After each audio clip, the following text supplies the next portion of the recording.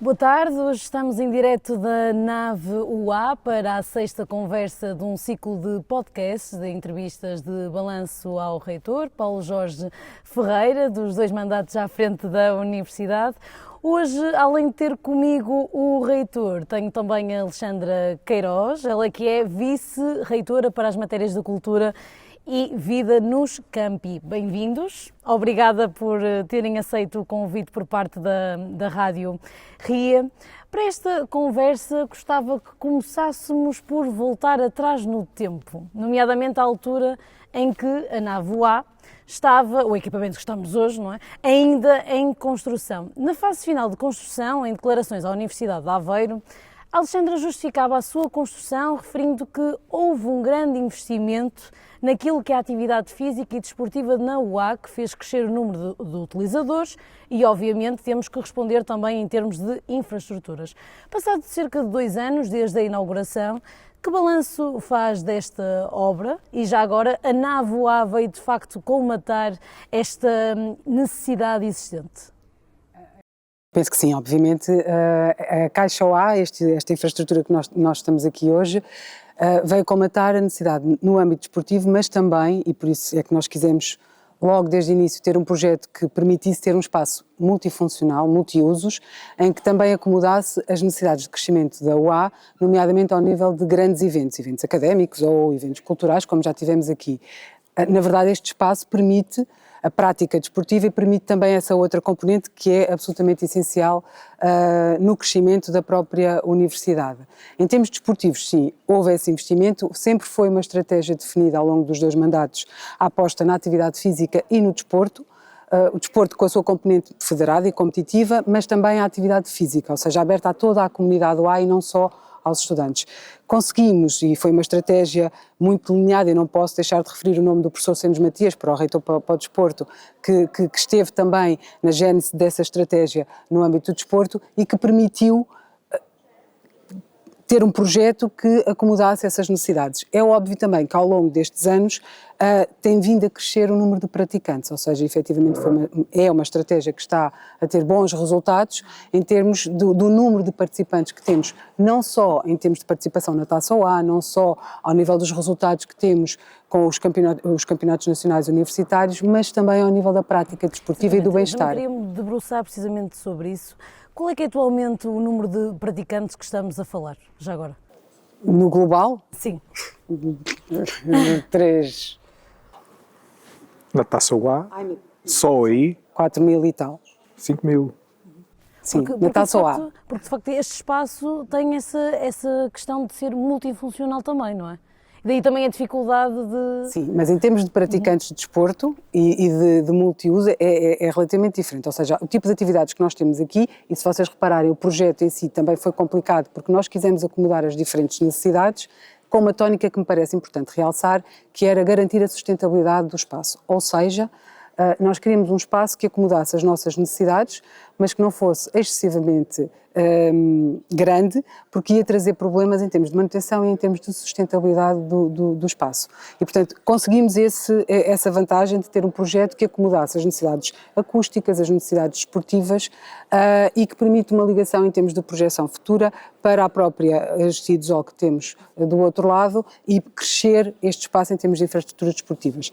Ao nível da Taça OA, nós estamos a falar de uma competição que é promovida e organizada pela Associação Académica, nos nossos espaços e que nós acarinhamos desde sempre e que tem vindo a crescer, como estava a dizer o Sr. Reitor, em termos de número de participantes, e isso é mesmo muito interessante de observar e que quem está efetivamente na plateia a assistir aos jogos, o crescimento não é só o número de participantes em campo, mas é também ao nível da assistência e é sempre muito interessante vir assistir a esses jogos. Há depois também os campeonatos nacionais universitários em que nós temos crescido em número de modalidades e também em número de resultados positivos. Na verdade, o facto de nós termos estas infraestruturas desportivas e termos feito esta aposta ao longo dos anos faz com que seja possível ser mais atrativo para também alguns estudantes que têm mais competências e, se calhar, predisposição para a prática federada e conseguimos também ter melhores resultados ao nível dos campeonatos nacionais universitários. De facto, ainda durante a fase final de construção, o então Secretário de Estado da Juventude e do Desporto, João Paulo Correia, referiu que este equipamento poderia tornar-se num verdadeiro ex-libris, não só para a Universidade, mas também para a cidade de Aveiro.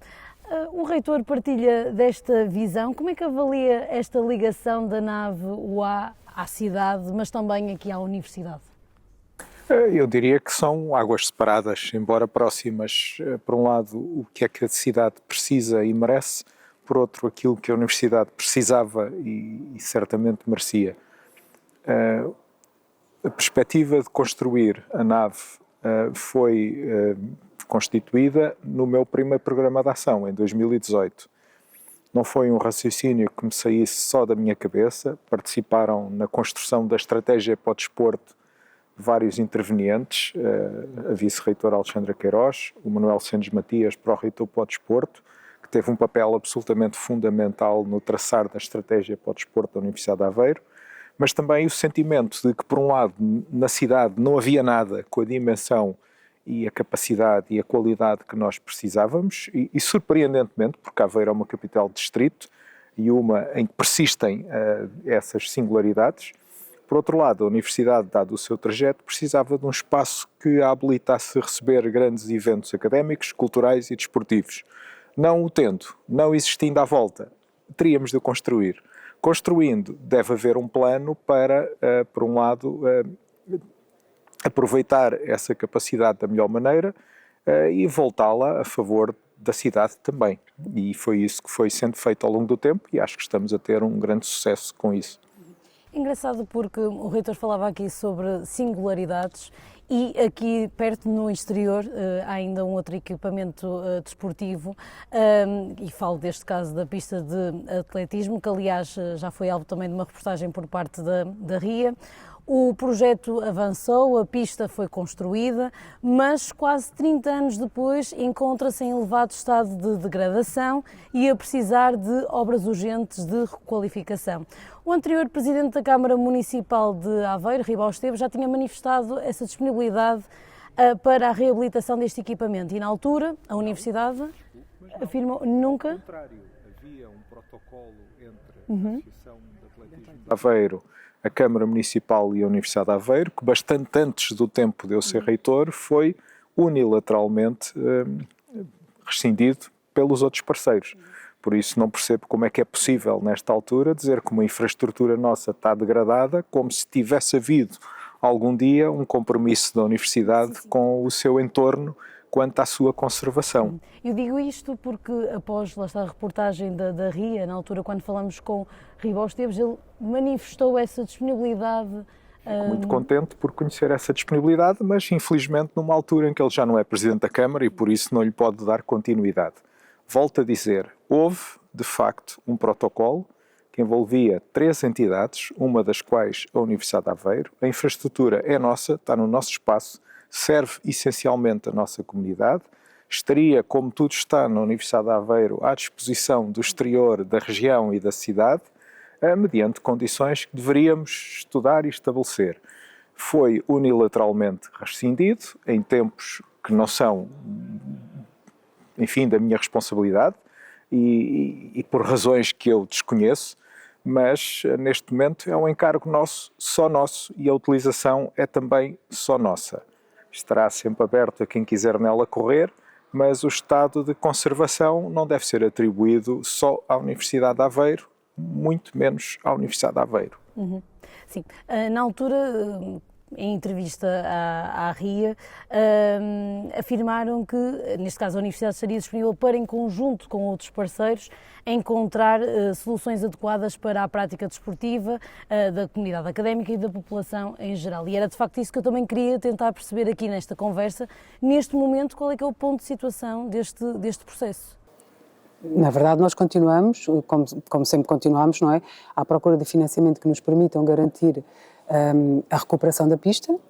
Na verdade, não existe nenhum programa de financiamento especificamente alocado a infraestruturas que nós possamos nos candidatar, mas continuamos nesta procura de parceiros que possam potenciar, digamos assim, a recuperação da pista no que é necessário e depois, obviamente, pensarmos e equacionarmos como é que poderá ser feita essa utilização. Mas, como dizia o Sr. Reitor, na verdade os nossos espaços são sobretudo para ser utilizados pela comunidade do A, mas estão sempre abertos também à utilização de entidades externas ou de utilizadores externos, mediante, obviamente, protocolos e parcerias que possam ser estabelecidos para o efeito. Curiosamente, o argumento inverso eu nunca o ouvi.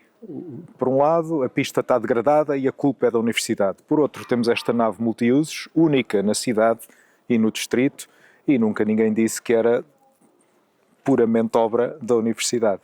Está aqui, serve todos. A pista está aqui, poderá vir a servir todos.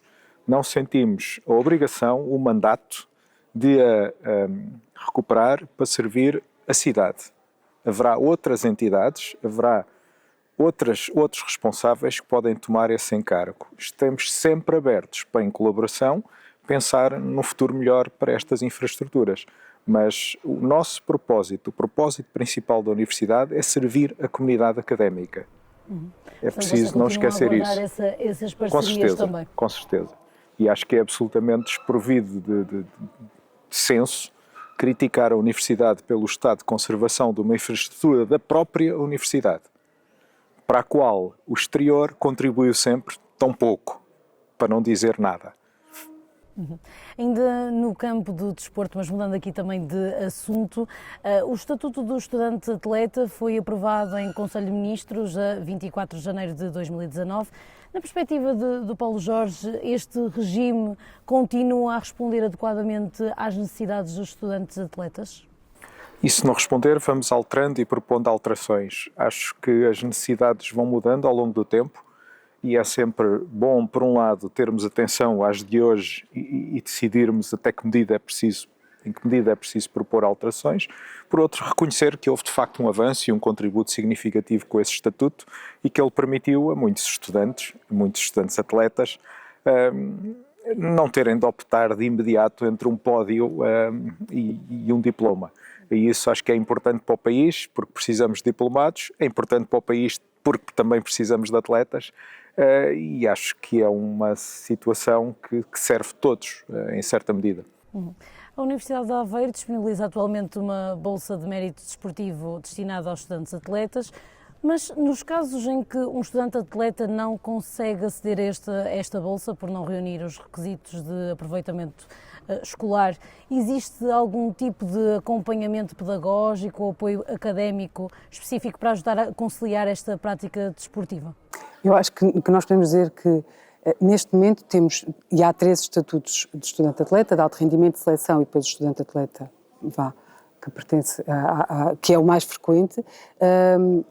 O que nós temos tentado fazer sempre que possível, e isto é notório, porque nós na Universidade de Aveiro podemos dizer que temos cerca de 350 estudantes-atletas, ou que poderiam ter o estatuto de estudante-atleta, e na verdade não temos o estatuto passado a 300 e tal estudantes. Isto significa o quê? Que se calhar eles aqui na Universidade de Aveiro conseguem encontrar ferramentas disponíveis, práticas, junto dos docentes, com os docentes, que lhes permite não ter que pedir o estatuto para conseguir conciliar, digamos assim, o esforço de manter uma carreira desportiva e manter também a carreira académica.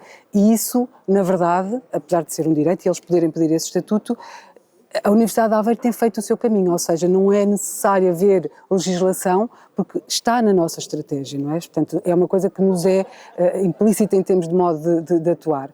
Sempre que é necessário, há o estatuto, e eles pedem o estatuto e têm direito ao estatuto, mas nós somos hoje uma das instituições de ensino superior que está no piloto das UARs, que é tentar fazer com que tenhamos unidades de apoio ao alto rendimento no ensino superior, e portanto estamos desde a gênese a tentar montar, digamos assim, esta estratégia para que seja mais efetivo esse acompanhamento pedagógico, mas informalmente tem acontecido. Portanto, que tem acontecido que nós temos cada vez mais, o número tem vindo a aumentar, neste momento são cerca de 140 estudantes-atletas que temos no campus e na Universidade de Aveiro, e temos até atletas de alto rendimento, um dos nomes que normalmente nós dizemos e que já é nosso, o Miguel Monteiro, não é? Mas há outros que são de alto rendimento e que conseguem efetivamente fazer aqui esta combinação de carreira dual entre desporto e a parte da carreira académica e o desempenho académico, que é muito importante. Portanto, sim, temos conseguido fazer isso, sempre que é necessário. Há aqui também uma mediação por parte, neste caso do NDL, em que tenta, junto dos professores ou junto daquela unidade orgânica, perceber exatamente o que é necessário para que depois seja possível esse acompanhamento, mas tentamos sempre que possível também acompanhar o estudante e perceber quais são as dificuldades para poder implementar no terreno, digamos assim, as melhores estratégias para que ele possa ter esta conciliação de forma facilitada, digamos. No ano passado, a Universidade de Aveiro renovou, numa iniciativa do Instituto Português de Desporto e Juventude, o selo de estudante-atleta para o biénio 2025-2027, com 89 pontos em 100, sendo a terceira instituição do ensino superior com maior classificação nacional. No entanto, em 2023, tinha sido a instituição portuguesa a obter a melhor classificação com 93 pontos. Tendo em conta que a atribuição deste selo se baseia num conjunto de critérios específicos, que fatores é que pesaram para esta descida, chamemos-lhe assim, nesta classificação? Quer dizer, na verdade não conseguimos explicar porque é que isso aconteceu. Há um investimento e isso também podemos dizer que começa a haver cada vez mais esta consciência da importância no desporto nas diferentes instituições de ensino superior e pode eventualmente ter pesado o número de estudantes. Na verdade, nós somos das melhores universidades e instituições de ensino superior a nível nacional com apoios nesta área, fomos inovadores na questão do na Bolsa de Mérito Desportivo, que isso é efetivamente uma tónica muito importante, e no todo o acompanhamento que fazemos aos nossos estudantes para conseguirmos esse selo que traduz a qualidade do que nós fazemos a esse nível. Mudando aqui de tema e também falando aqui sobre a temática do alojamento. Neste momento e dando seguimento aos projetos financiados no âmbito do programa Alojamento Estudantil a Custos Acessíveis, de acordo com o plano estratégico da Universidade de Aveiro para 2023-2026, há um conjunto de projetos que a Universidade se encontra a levar a cabo, nomeadamente a adaptação e renovação dos projetos na Avenida Lourenço Peixinho, de Santiago, do Bloco 1, da Quimigal, bem como os novos projetos no Crasto e na Quinta do Comandante, em Oliveira de Azeméis. Neste momento, qual é que é o ponto de situação de cada uma das intervenções e quantas novas camas terão, afinal, os estudantes disponíveis no próximo ano letivo? Novas camas, porque, como disse bem, nós temos projetos de reabilitação e temos projetos de nova construção. Novas camas nós vamos ter 455, se a memória não me está a traiçoar, em que traduz efetivamente aqui uma aposta que nós fizemos clara em termos de alojamento, não só na melhoria das condições do alojamento, com a reabilitação dos diferentes espaços que já existem, mas também em criar novas camas. Há um projeto que é acarinhado com especial atenção, que é o da Quinta de Comandante, porque na verdade era o único local, o único campus que não tinha residência da Universidade e que nós, em colaboração num consórcio com a Câmara Municipal de Oliveira das Azeméis, conseguimos efetivamente criar, vamos ter residências na Escola de Aveiro Norte. E isso realmente é muito importante, porque era o único que não tinha essa capacidade. E portanto temos aqui uma percentagem grande em termos, se formos olhar, cerca de 40% de novas camas e que... O objetivo do plano estratégico também foi cumprido, porque vai ter a aumentar em 40%. Sim. Foi, e conseguimos, e isto vem também ao encontro, quer queiramos, quer não, também da aposta ao nível da internacionalização. Se nós conseguimos dar aqui melhores condições, na verdade a cidade neste momento tem uma pressão em termos de alojamento, uma procura muito grande, várias estratégias, o turismo, etc., que faz com que haja essa pressão junto dos nossos estudantes e que nós, Universidade de Aveiro, quisemos de alguma forma também colmatar aqui alguma desta pressão, aumentando o número de camas e também porque cada vez mais, e isso é patente no plano estratégico, há um número maior de deslocados e que precisam efetivamente de procurar alojamento aqui na região de Aveiro e neste caso na cidade de Aveiro. De facto, a Alexandra falava agora sobre esta pressão após a divulgação da primeira fase do concurso nacional de acesso ao ensino superior. A RIA acompanhou um pouco da corrida dos pais aos quartos em Aveiro, numa realidade marcada por preços elevados e por uma oferta cada vez mais reduzida. Segundo o relatório do Plano Nacional para o Alojamento no Ensino Superior, o preço médio de um quarto em Aveiro rondava em julho os 330 euros, havendo valores entre o mínimo de 162 e o máximo de 500 euros. Perante este cenário, pergunto também aqui ao reitor, que é aliás transversal também a outras cidades do país, de que forma deve evoluir o papel da universidade neste campo? Aveiro tem de facto um déficit a nível do alojamento por oposição a uma universidade que é das que mais camas por estudante deslocado oferecem no país. Já era assim antes desta expansão. Eu sublinho apostas do município de Aveiro em alojamento estudantil a preços controlados foram em número 0. A Universidade de Aveiro já tinha, em termos de rácio de camas por estudante deslocado, um dos rácios melhores do país, se não o mais positivo. E ainda assim aumentou 46%. Acho que isto diz muito acerca do empenho da Universidade, por si só, em avançar. Contamos com uma postura diferente de outros municípios, em Oliveira das Meias, em Águeda, no que respeita a esta visão de complementaridade com os esforços da Universidade. Em Oliveira das Meias foi a Câmara que, como disse a senhora Vice-Reitora, foi parceira nossa num consórcio, o terreno é deles, foram eles que lançaram e apoiaram a ideia, e por isso vamos ter em Oliveira das Meias um embrião de um novo campus que será certamente uma força ativa de desenvolvimento daquela região nos próximos anos. Em Águeda a situação está também a evoluir muito favoravelmente. Houve recentemente a cedência de um espaço magnífico, próximo da escola, pela Fundação Roca Almeida, a título praticamente gratuito para a Universidade de Aveiro e para a expansão da escola. Por isso, quer com as obras que fizemos aqui no campus, em Santiago e no Crasto, quer com as intervenções e expansões planeadas para Oliveira das Meias e para Águeda, penso que temos condições para projetar, para ampliar, para levar mais longe a ação da Universidade de Aveiro nos próximos anos e fico muito, muito satisfeito com isso. Portanto, acredita que ainda vai aumentar ainda mais esta capacidade? Eu penso que as iniciativas privadas também são importantes e têm o seu papel e a sua complementaridade, mas é inegável que numa universidade como a nossa, em que só 1 em cada 3 estudantes é que vem dos 11 municípios da região de Aveiro e mais de metade vem de fora do distrito de Aveiro, que eu recordo que vai desde a Mialhada, que já é a região de Coimbra, até Feira, que é a área metropolitana do Porto, passando por Castelo Paiva, Aroca, São João da Madeira, Espinho, etc. Mesmo neste distrito enorme, o 5º maior do país, só 1 em cada 2 é que vêm do distrito. Portanto, nós temos que estar com uma operação voltada para fora. A Universidade de Aveiro só é sustentável com a qualidade que nós desejamos se conseguirmos captar gente de todo lado, inclusivamente de todos os países, como temos feito, e a infraestrutura que temos que montar é sempre voltada para esse universo e não só para os que estão mais próximos, por muito importante que os que estão mais próximos possam ser e são. Gostava que também nos debruçássemos sobre um outro campo, que é o campo da cultura. Esta é também outras das áreas que consta no plano estratégico da Universidade.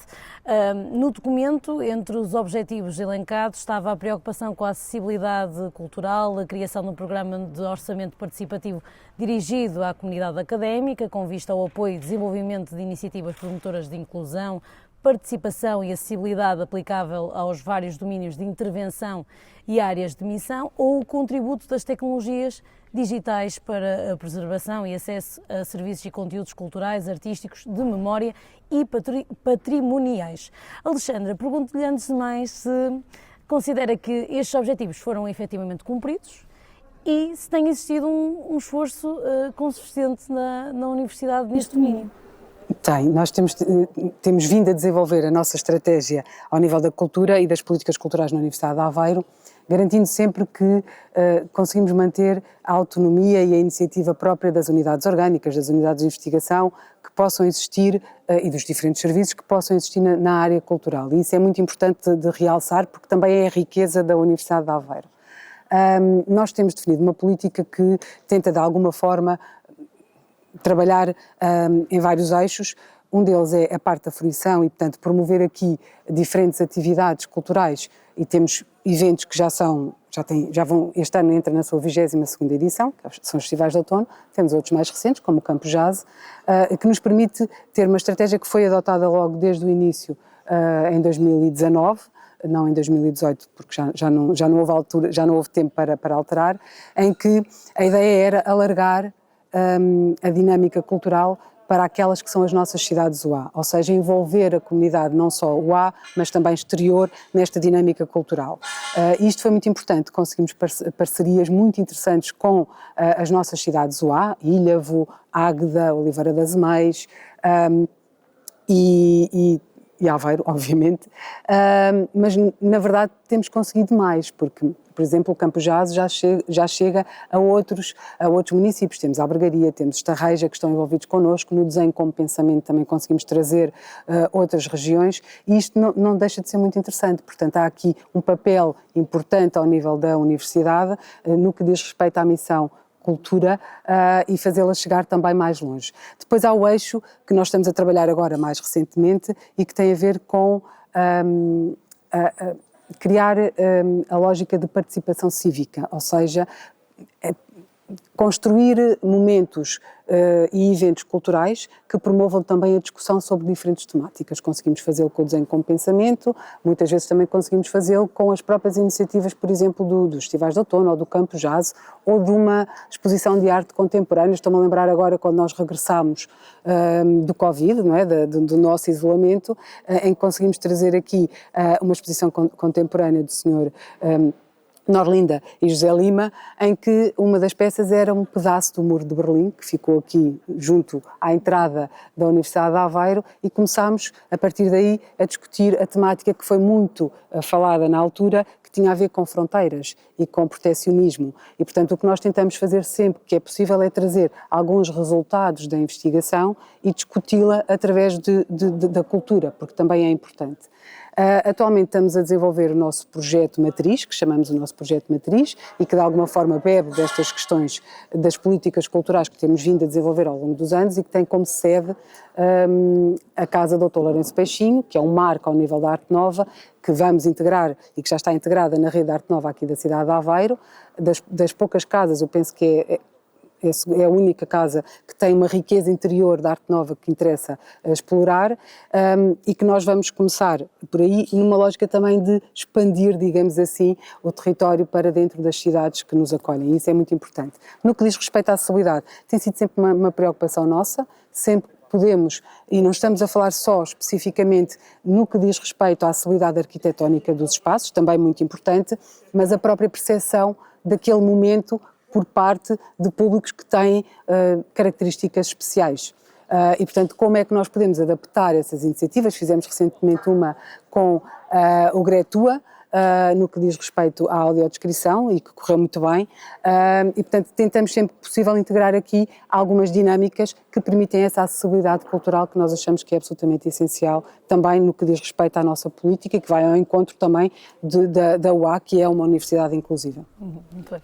Para rematar esta conversa, eu gostava de trazer aqui uma citação que foi recente do reitor, que afirmou no aniversário da Universidade de Aveiro: uma universidade sem alma cultural é um corpo sem vida. Estando agora de saída dos comandos da liderança desta instituição, digamos assim, de que forma considera que a universidade pode e deve continuar a preservar e a reforçar esta alma cultural no futuro? Tinha dito algo semelhante no aniversário do Departamento de Línguas e Culturas. E volto a dizer hoje, uma universidade sem alma cultural é um corpo sem vida, falta-lhe alguma coisa. E essa alguma coisa nota-se que falta dentro da universidade e nota-se que falta fora da universidade. A ação cultural deve ser sempre entendida neste contexto mais lato, de expansão, de encontro, e é absolutamente fundamental para que uma universidade seja percebida por todos que nela vivem e todos os que à volta dela vivem como algo que é relevante e que ajuda a sociedade a pensar e a conceber futuros. Se somos um laboratório de futuro, se somos um laboratório de ideias para o futuro, se a Associação Académica é, como eu disse, no seu aniversário, um laboratório de democracia e de cidadania, a ação cultural é absolutamente indissociável de todos esses esforços e por isso renovo aqui essa frase. Agora que me repetiu, parece-me até mais feliz do que se calhar quando a disse.